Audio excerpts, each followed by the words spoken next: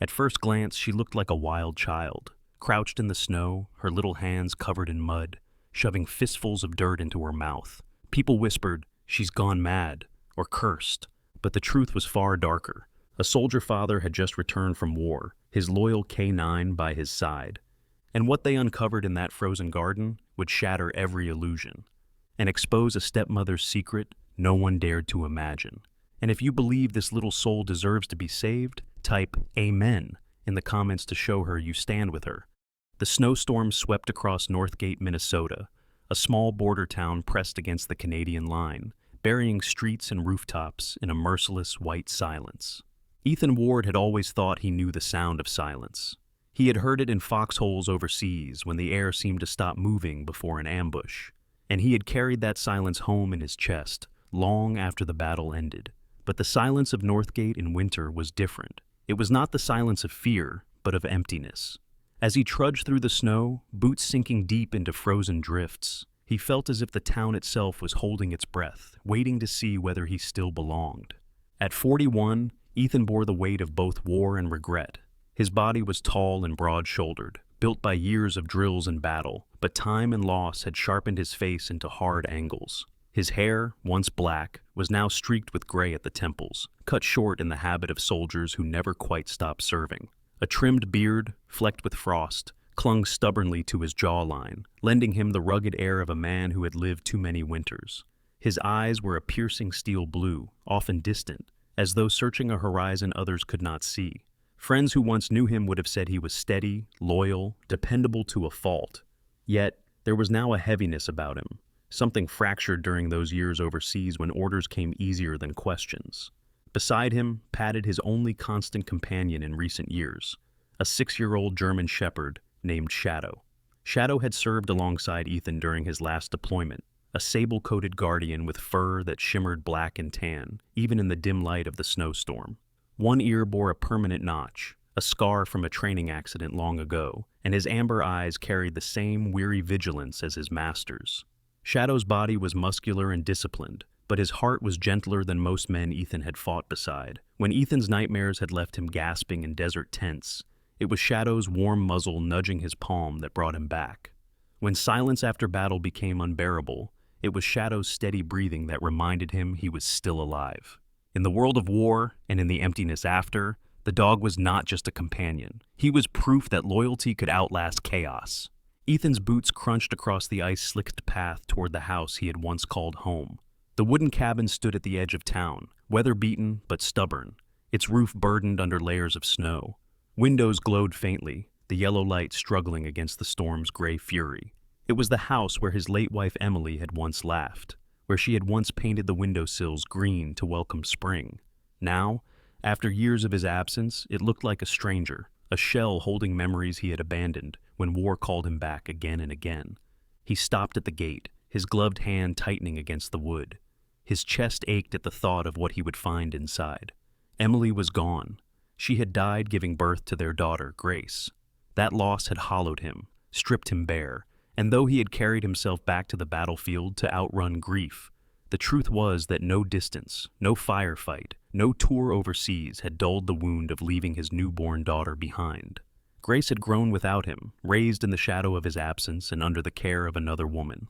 Victoria Hale, his second wife, had taken on that role. She was in her mid-30s, a striking woman of medium height, always composed, with long auburn hair styled carefully, even in the depths of winter. Her green eyes were sharp, sometimes too sharp, her smile polished, but often rehearsed.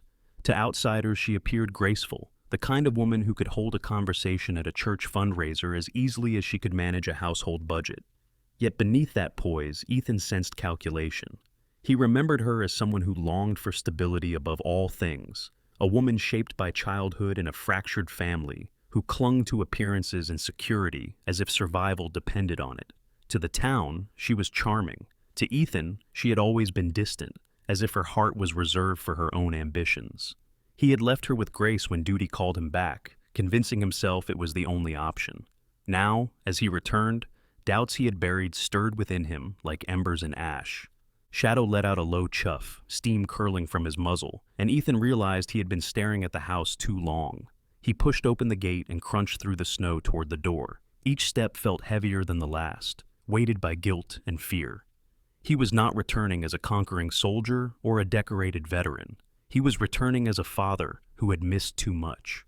When the door opened, the warm air of the cabin spilled over him, mingled with the faint scent of wood smoke. Victoria stood in the doorway, wrapped in a soft wool robe the color of wine. She looked him over with that poised composure she always wore.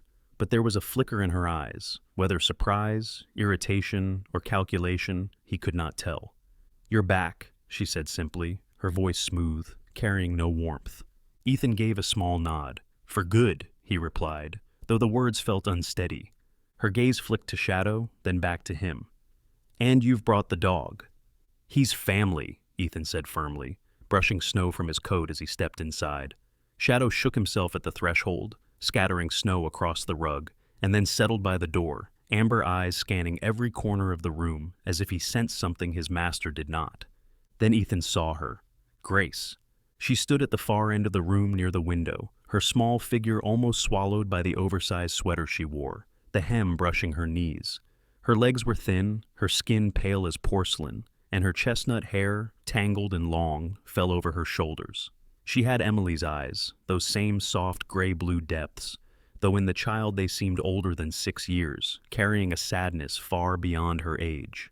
She clutched a threadbare stuffed rabbit in one hand, the fabric worn smooth from years of holding it too tightly. For a moment she did not move, did not speak. She simply looked at him, and Ethan felt the full weight of the years he had missed pressing down upon him.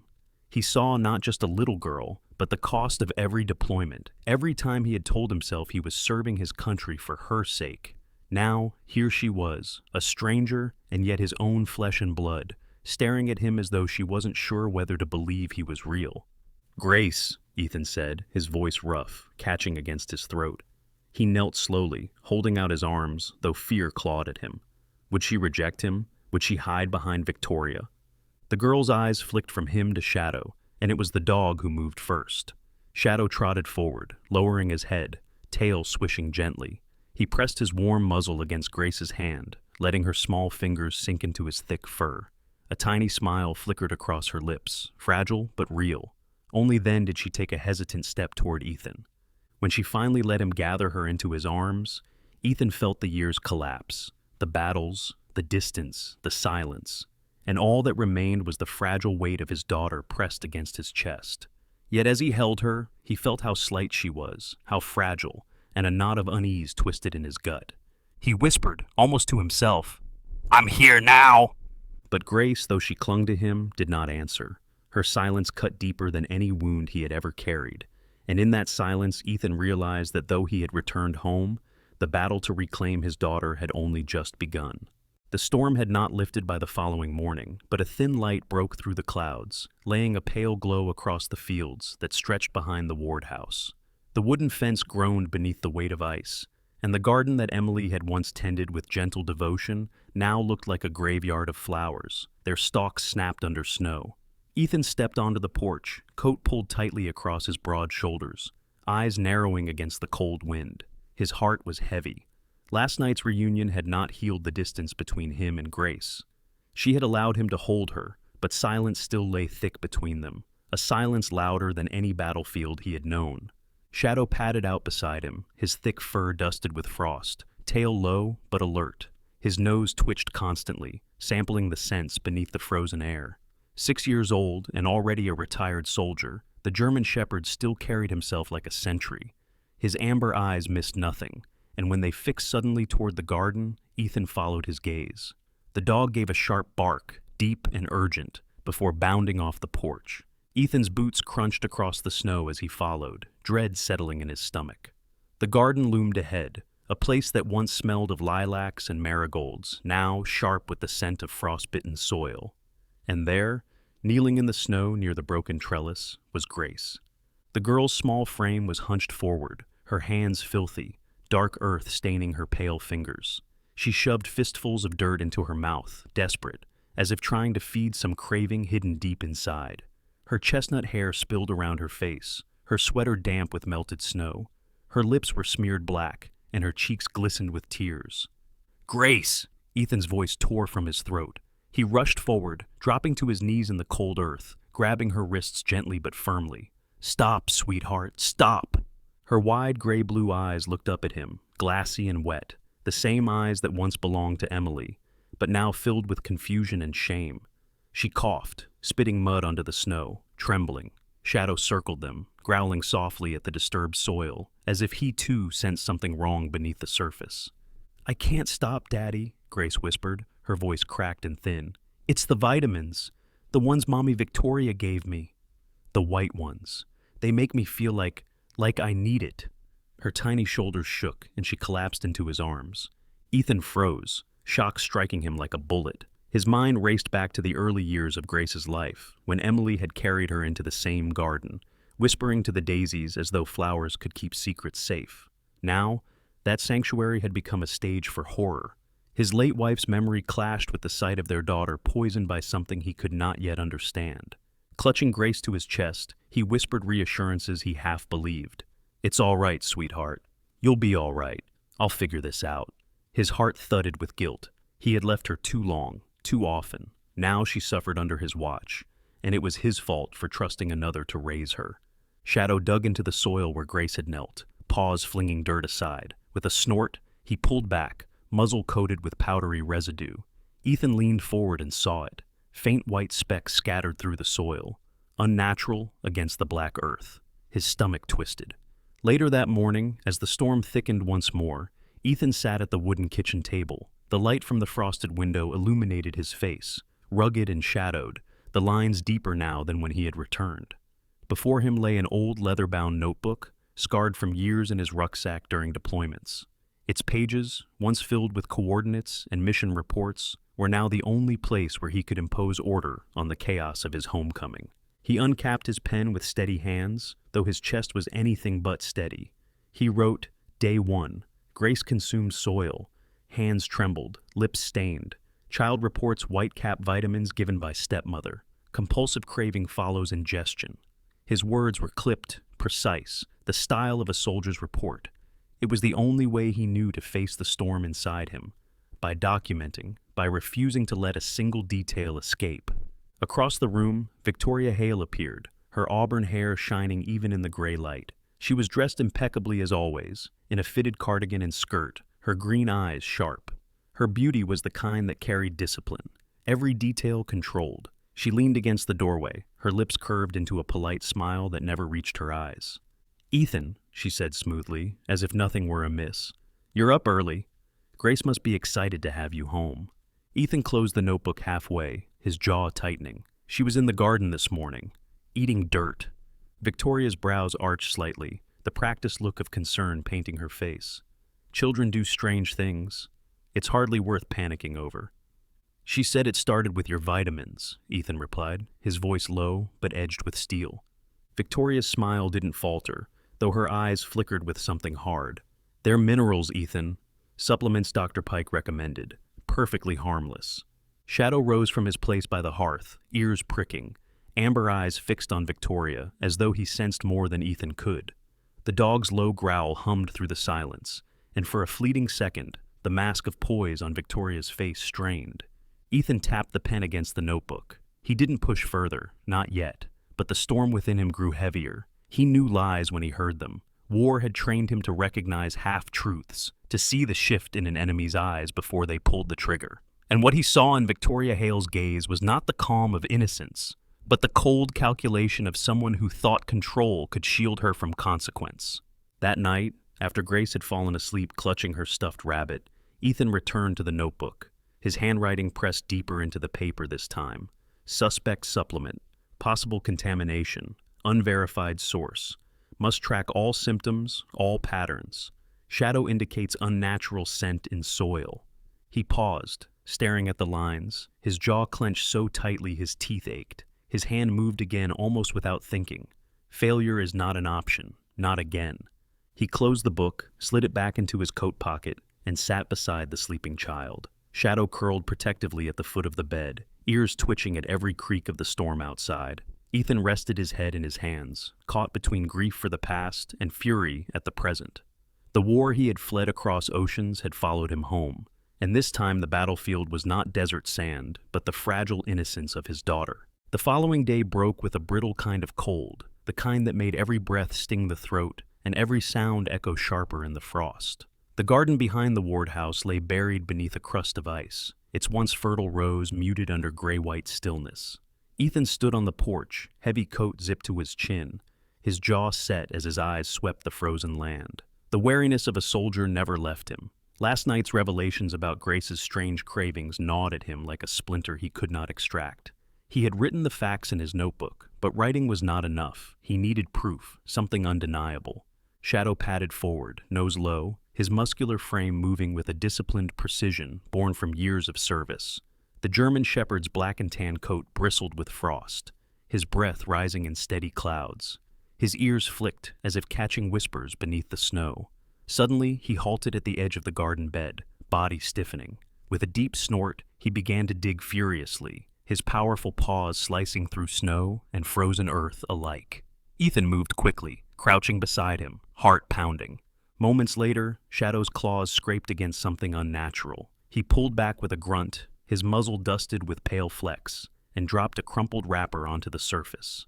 It was filthy, edges torn, but its folds glistened faintly with powder, white grains that clung stubbornly even in the cold. Ethan picked it up carefully, gloved fingers tightening as recognition struck him. This was no ordinary debris. It was the same strange substance that had smeared Grace's lips. His stomach twisted. Memories of overseas deployments rushed back. Caches of counterfeit medicines sold to desperate civilians, labels poorly pressed, promises of health hiding poison. He held the wrapper up to the light of the weak sun, his soldier's eye cataloging every detail, the off-center print, the cheap texture of the paper, the faint chemical smell beneath the soil.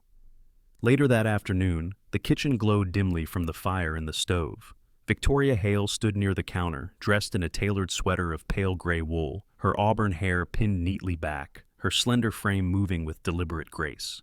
Her green eyes met Ethan's as he entered, Shadow pacing close at his heel. "I've found this," Ethan said flatly, placing the wrapper on the wooden table between them. His steel blue eyes locked on her, unflinching. Victoria glanced down, her expression one of mild curiosity, her smile carefully arranged. "It looks like nothing more than an old supplement wrapper. Children need extra minerals in winter, especially here. Minerals don't get buried in soil like contraband," Ethan shot back, his voice low, roughened by years of command. "And they don't leave powder that makes a 6-year-old crave dirt." Victoria lifted her chin, her posture calm, but her eyes sharpened. She leaned lightly against the counter, long fingers brushing an empty glass. "You've been away too long, Ethan.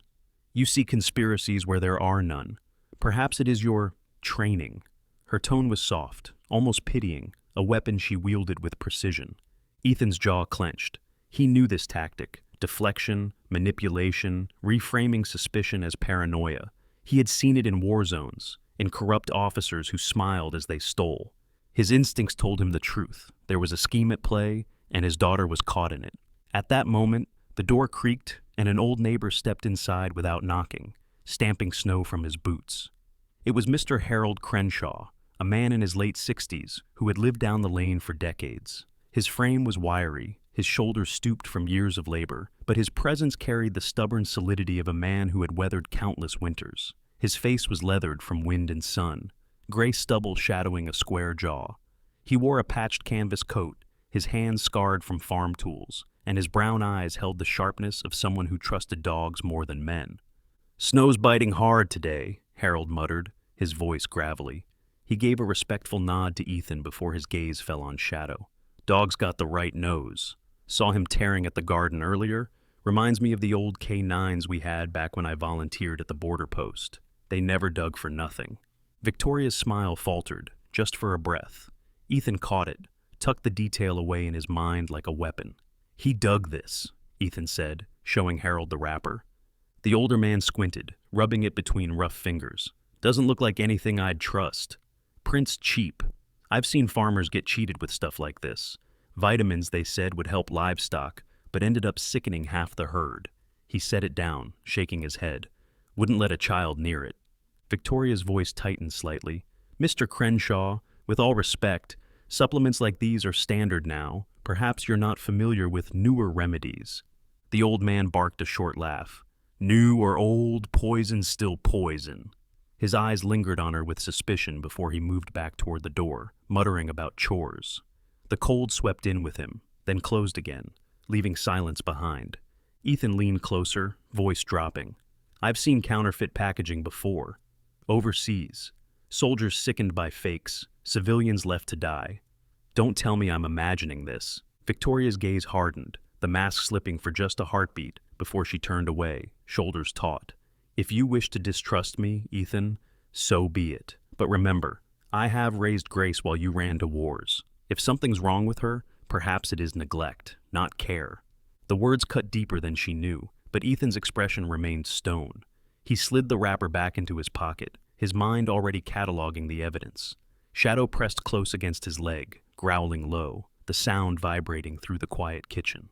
That night, when Grace was asleep beneath her faded quilt, Ethan sat at the table once more, the notebook open before him. By lamplight he wrote, "Day 2. Shadow uncovered wrapper in soil, contaminated with white powder. Likely counterfeit supplement. Victoria dismisses concern. Neighbor Harold Crenshaw confirms suspicion. Similar cases in livestock. Trust instincts. Trust Shadow." His handwriting pressed so hard the ink bled through the page. He leaned back, staring at the ceiling beams darkened by years of smoke, and whispered to himself, "Emily, I won't fail her again." Shadow shifted at his feet, amber eyes steady as though he understood. The evidence was beginning to take shape, and Ethan knew the path ahead would not allow hesitation.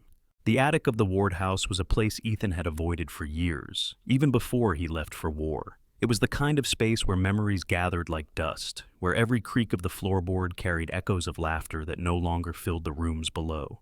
That night, after Grace had fallen asleep, and Shadow lay curled at the foot of her bed, Ethan climbed the narrow wooden ladder with a lantern in one hand and his old soldier's notebook tucked into his coat.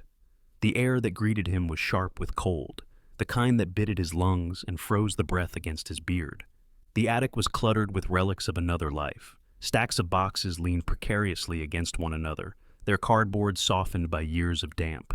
Old furniture stood covered in sheets, their shapes ghostly in the dim lantern light. Ethan's boots stirred the dust, each step stirring memories of Emily's voice as she hummed lullabies, of her hands arranging baby clothes in anticipation of the daughter she never lived to raise. He swallowed hard, pressing the grief down, forcing himself to focus on the task at hand. Shadow followed him halfway up the ladder before retreating to sit at the base, watchful, his ears pricked. The German shepherd's amber eyes tracked Ethan's every movement, as though ready to leap into the attic if danger should come, even from forgotten boxes. Ethan set the lantern on a beam and pulled at the nearest crate. Inside he found faded quilts, the kind Emily's mother had sewn by hand. Beneath them, tucked in a tin box, was what he had hoped for. A bundle of letters tied with twine, the handwriting neat and firm. He recognized it instantly. Margaret Turner, Emily's mother, who had passed only 2 years after her daughter. Margaret had been a woman of stern grace, tall and willowy with silver hair always swept back into a bun. Her pale skin carried the delicate wrinkles of someone who spent hours reading by the fire, and her sharp blue eyes could unnerve anyone who dared lie. Ethan remembered her as a woman whose faith was steady as stone, whose counsel had carried him through the months after Emily's death. She had distrusted Victoria from the beginning, though Ethan had been too lost in his grief to heed those warnings. He untied the bundle, the paper brittle with age. The first letter made his breath catch. In Margaret's measured hand were the words, "If Grace ever shows strange cravings, if she eats soil or cries for things no child should crave, do not accept easy answers. Do not believe excuses. Find the truth yourself, for appearances will lie, but a child's suffering will not." Ethan lowered the letter, his hands trembling. His heart pounded with the heavy certainty that Margaret had foreseen what was happening. He could almost hear her voice, low and urgent, reminding him that love required vigilance. He rifled through the remaining letters, each one carrying fragments of advice, warnings to trust his instincts, pleas to never let Grace be dismissed as simply fragile or unusual. Beneath the bundle lay a folded piece of paper unlike the others. He opened it, and the sight tightened his chest with fury. It was an online order receipt, the ink only slightly faded, bearing the logo of a pharmaceutical distributor Ethan had never heard of. The buyer's name printed clearly, Victoria Hale. Several bottles of supplements, all described vaguely as mineral blends, were listed. The date matched the period when Grace's symptoms had begun. Ethan sat back on his heels, lantern light flickering across his hard features. His steel blue eyes burned with a soldier's resolve. The evidence was no longer fragments of suspicion or soil-stained wrappers. It was tangible, undeniable. Margaret had warned him not to trust appearances, and here, in his hands, he held the proof that his stepdaughter's suffering was not some mysterious illness, but something inflicted by design. He pressed his palms against his eyes, steadying himself. He could not storm into the kitchen and accuse Victoria without strategy. He had learned long ago in combat that anger without discipline only ended in ruin. If he wanted to save Grace, he would need more than fury. He would need the law, allies, and a plan that could withstand Victoria's practiced charm. Shadow gave a low whine from the ladder below, as if sensing the turmoil raging inside his master. Ethan glanced down, his expression softening for a moment. "We'll do this right," he whispered. "For Emily, for Grace. No mistakes this time." He folded the receipt and letters carefully back into the tin box, then tucked it under his arm as he descended the ladder. In the kitchen, he placed the tin beside his notebook. His entries were growing darker each day, his words sharper. Day 3. Found letters from Margaret Turner. Explicit warnings regarding unnatural cravings. Located receipt for online order. Buyer: Victoria Hale. Corroborates Grace's statement. Immediate action required. Legal channels necessary. He stared at the words, his hand pressing the pen so hard that the ink bled through the page. For the first time since returning home, Ethan felt clarity. The battlefield had shifted, but the mission was the same: protect the innocent, expose the enemy, and never retreat. He had failed to protect Emily, but he would not fail Grace. With a deep breath, Ethan closed the notebook, his decision carved into his heart. The past had spoken, and it demanded justice. The storm descended on Northgate with a violence that seemed almost personal, as if the heavens themselves had chosen to bear witness to what was about to unfold inside the Ward farmhouse. Snow lashed against the wooden siding, rattling the shutters, and the tin roof groaned under the weight of the wind. Ethan Ward stood by the window, notebook in hand, his jaw clenched, the reflection of the lantern fire flickering across the deep lines carved by years of war and grief. Shadow, his 6-year-old German shepherd, paced before the hearth, muscles taut, ears pricked to every crack and gust outside. His sable coat bristled as though he already sensed what the night carried with it. The clock had barely struck 9 when a pair of headlights cut through the storm, pausing before the gate. Ethan's hand tightened around his pen. He had expected something, though perhaps not this soon. He set the notebook on the table, his steel blue eyes narrowing as he heard footsteps crunching up the porch. Grace stirred in the corner, where she sat curled under a quilt, her thin frame trembling not just from the cold, but from a fear she could not name. Her pale cheeks flushed faintly with fever, chestnut hair plastered damp against her forehead. Shadow moved immediately between her and the door, hackles raised, a low growl rumbling like distant thunder. The door swung open. Victoria Hale entered first, tall and elegantly dressed despite the storm. Her auburn hair gleamed in the lantern light, falling over her silk robe that seemed absurd against the ferocity of winter. Her green eyes glittered with calculation, though her smile was polished smooth. Behind her came a man Ethan had not met before, but whose presence made his instincts tighten. Dr. Harold Pike, in his mid-40s, thin-framed and weary-looking, with thinning sandy hair damp from snow. His white coat was draped over a pressed shirt and tie, though both were rumpled as if thrown on in haste. His pale face bore lines deeper than his age demanded, the look of a man who had been worn down by compromise. His gray eyes darted nervously between Victoria and Ethan, betraying a reluctance at odds with the black leather satchel clutched in his trembling hands. "Ethan," Victoria's voice was sweet, too sweet, as she closed the door behind her. "Dr. Pike has come to help. Grace needs stronger supplements if she is to recover." She gestured with practiced ease toward the girl. Grace shrank further into the quilt, her small hands clutching the edge as if it were armor. Ethan said nothing. His gaze swept from Victoria to Pike, then down to the satchel. His soldier's instinct cataloged the bulge of vials and tools inside, the faint metallic clink as Pike set it on the table. Shadow snarled, placing himself squarely in front of Grace, amber eyes locked on the doctor's every move. Dr. Pike cleared his throat, his voice shaky. "Mr. Ward, it's only routine care. Nothing dangerous yet. His hand trembled as he reached for the latch of the satchel. Ethan stepped closer, his broad frame casting a shadow over both visitors. His voice was low, but carried the weight of command honed in war. Routine care doesn't come with counterfeit labels and children craving dirt. Pike flinched, his shoulders sagging under the accusation, but Victoria cut in swiftly, her tone sharp. You see conspiracy everywhere, Ethan. You've been away too long to understand what's best for her. Before Ethan could respond, a heavy pounding rattled the door. The wind shoved it open as two men entered, with authority unmistakable. Marshal Samuel Briggs, the sheriff of Northgate, was a large man in his late 40s, with a square jaw, close-cropped blonde hair streaked gray, and a body thickened not by neglect but by decades of rugged work. His weatherproof coat was dusted white from snow, and his piercing brown eyes carried the stubborn honesty of a man who had once been a farmer before law called him. Behind him followed Parker Mendel, the private investigator Ethan had discreetly hired days earlier. Parker, in his early 50s, was shorter and stockier, his steel gray hair cropped close. He wore a plain suit now damp with melted snow, and in his hand was a small camera, red light blinking, recording every detail with methodical precision. Parker's face was carved by lines of experience, his heavy brows lending him a severe, steady air. Marshal Briggs spoke first, his tone blunt and resolute.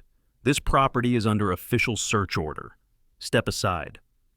His badge gleamed against the lantern light as he pulled a sealed document from his coat. Victoria's composure cracked for the first time, her green eyes flashing with disbelief. You can't barge in here, she snapped, but her voice wavered under Briggs's unyielding stare. Shadow barked once, sharp and commanding, as Parker swung his camera to capture the satchel, the pill bottles on the shelf, the counterfeit labels. Dr. Pike froze, hands hovering above the open case. His knuckles whitened as he whispered, I can't do this. His gray eyes flicked to Grace, then back to Ethan, and something broke inside him. She forced me. She threatened my license, my family. I swear I never wanted to harm the child. His words spilled out in a rush, trembling with both shame and relief. Victoria turned on him with fury, her face pale under the storm's shadows. Lies! Harold, don't you dare! But Briggs raised a hand, silencing her with the authority of law. Two deputies stepped in behind him, their boots heavy against the wooden floor, and began bagging the evidence. The bottles were sealed, the satchel zipped into plastic, each item logged and tagged. Parker moved with calm precision, photographing every label, every pill, every counterfeit sticker, his camera an unblinking witness. Ethan stood steady, his arms folded across his broad chest, shadow pressed firm against his leg. For the first time, the war inside his home was no longer one he bore alone. The law stood with him, the truth unfolding in front of Grace's frightened eyes. Victoria's mask of charm had shattered, leaving behind nothing but fury edged with fear. The storm raged outside, snow piling high against the porch, wind howling through the trees. Inside, the farmhouse was a different kind of battlefield, one where justice finally began to take shape. Grace clung to her quilt, her wide gray-blue eyes fixed on her father, and for the first time that winter, she allowed herself a breath of hope. The days after the storm passed slowly but surely, each one marked by a small but undeniable change in the farmhouse of Northgate. Outside, the snow softened under weak sunlight, icicles dripping like glass tears from the eaves. Inside, Ethan Ward kept watch over his daughter with the intensity of a soldier guarding a wounded comrade. Grace, no longer dosed with the white-capped pills, began to shed the cravings that had haunted her. The strange compulsion to eat soil faded, and though her small body was still frail, her pale cheeks gradually regained warmth. Ethan noticed the difference first in her eyes. They were still wide and gray-blue like his own, but for weeks they had seemed hollow, dulled by something that did not belong to a child. Now, a flicker of light returned to them. He found her one afternoon near the old bookshelf, tracing the covers of Emily's gardening journals with her small fingers, as if remembering her mother through the worn pages. She used to write in these, right? Grace asked softly, her voice barely above a whisper. Ethan's throat tightened, but he nodded, kneeling beside her. Yes, she did. And now you'll write your own stories. Shadow, ever vigilant, had taken on a role that made Grace giggle despite her lingering weakness. The 6-year-old German Shepherd had developed the habit of inspecting every container that entered the farmhouse. If a new jar, tin, or bottle was placed on the counter, he would trot over, nose twitching with exaggerated seriousness, then bark sharply if he deemed it suspicious. Once, when Ethan set down a jar of honey brought by a neighbor, Shadow pawed at it insistently until Ethan opened the lid to show him it was harmless. Grace laughed until tears rolled down her cheeks, naming him Sergeant Sniffer. The name stuck, and Ethan let the ritual continue, grateful that the dog's antics brought laughter into a home that had seen too much sorrow. The community of Northgate, though small, did not forget the stormy night when Sheriff Briggs and his deputies carried evidence from the Ward farmhouse. In the courthouse downtown, a red brick building with tall arched windows that caught the pale winter light, justice was moving swiftly. Ethan attended every session, his shoulders square in his plain gray coat, Shadow sometimes waiting outside, lying in the snow like a sentinel. Grace, too young to face the weight of the courtroom, stayed with a trusted neighbor, an elderly widow named Mrs. Hayworth, short, sturdy, with hair like spun silver and hands calloused from years of quilting. She doted on Grace with gentle patience, telling her stories by the fire while Ethan confronted the trial that would decide their future. Victoria Hale appeared in court impeccably dressed as always, auburn hair styled, silk scarves draped elegantly around her tall frame. But her green eyes, once polished with charm, now carried a restless flicker. Witnesses recounted her manipulations, the counterfeit labels, the coercion of Dr. Pike. When the receipt Ethan found in the attic was presented, she flinched for the first time, her mask cracking. The jury, composed of farmers, shopkeepers, and townsfolk who knew Ethan as both officer and neighbor, regarded her with stern disapproval. Dr. Harold Pike, pale and subdued, took the stand. Without his white coat, he seemed smaller, his thin frame bowed under shame. His thinning, sandy hair clung damply to his scalp, his gray eyes refusing to meet Ethan's across the room. But his words were clear. He admitted to complicit silence, to letting fear of losing his license cloud his judgment. He spoke of threats from Victoria, of moments when his hands trembled as he prepared the pills, knowing something was wrong. His cooperation with the investigation earned him some leniency, but the weight of his confession was heavy. Ethan watched him steadily, his jaw set, his forgiveness withheld, not out of cruelty, but because the wound was too raw. When the verdict came, the courtroom held its breath. Victoria Hale was convicted of poisoning and of attempting to exploit her guardianship for financial gain. The sentence was firm, delivered by Judge Leland Carter, a tall man in his 60s, with a crown of silver hair, a square jaw softened only by the depth of wrinkles etched by decades of rulings. His voice was steady, commanding, but not without compassion when his gaze flicked toward Grace sitting quietly at the back of the room for the final day. "Children," he said, "are not tools, nor pawns, nor burdens.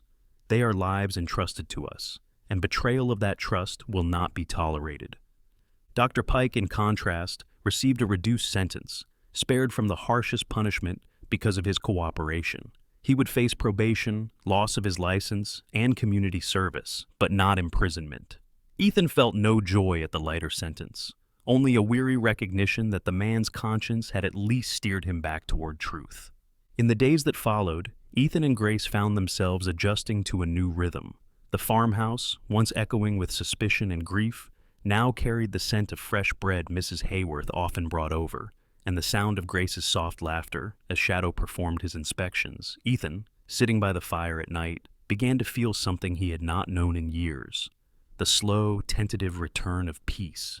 His memories of Emily still ached, but instead of suffocating him, they now seemed to guide him, reminding him that he had a duty not only to protect Grace but to help her bloom. Grace, though still fragile, began to draw again. One evening she brought Ethan a sketch of Shadow with his paw pressed on a jar, tail wagging furiously. She had scrawled, "Sergeant Sniffer saves the day," across the top in clumsy letters. Ethan pinned it above the mantel, a silent vow that their home would never again be darkened by deceit. The snow outside lingered deep into March, but in the Ward farmhouse, the storm had passed.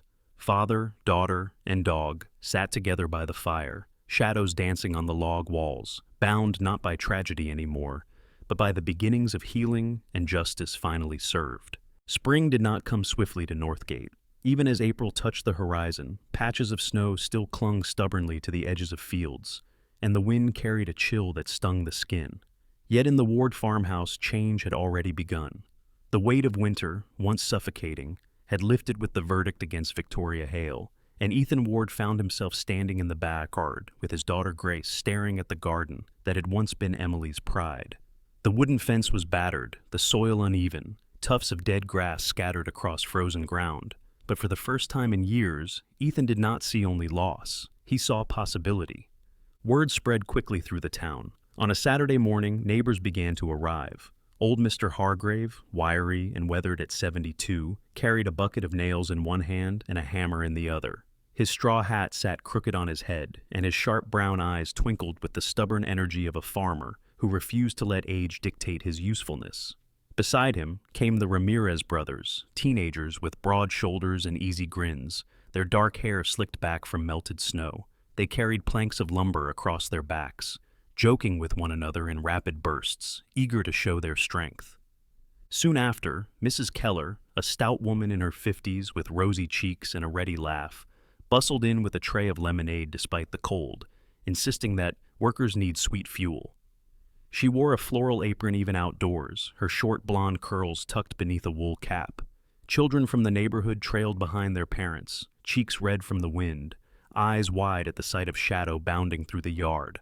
The German Shepherd was in his element, his black and gold coat shining as he trotted from group to group, tail wagging as if supervising every task. Ethan directed the efforts with quiet efficiency, his voice calm but firm. Years of military service had taught him to manage chaos, and though this was no battlefield, he carried himself with the same measured resolve. His tall frame cut an imposing figure against the pale sky, his dark coat dusted with sawdust, his steel blue eyes softened each time they flicked toward Grace. She stood close to him, bundled in a wool dress and mittens, her chestnut hair tied back with a ribbon. For the first time since Ethan's return, her cheeks glowed with the blush of life, not fever, and when she smiled, it carried the faint echo of Emily's gentleness. As the fence rose, the garden began to take shape.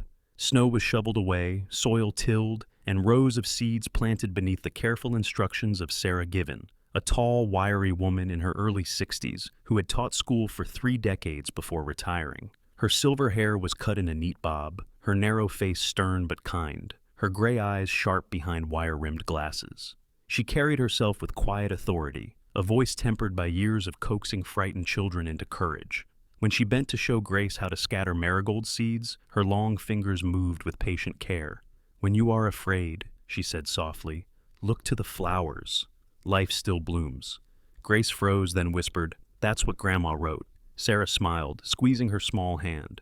She was a wise woman. Ethan felt a lump rise in his throat as he watched.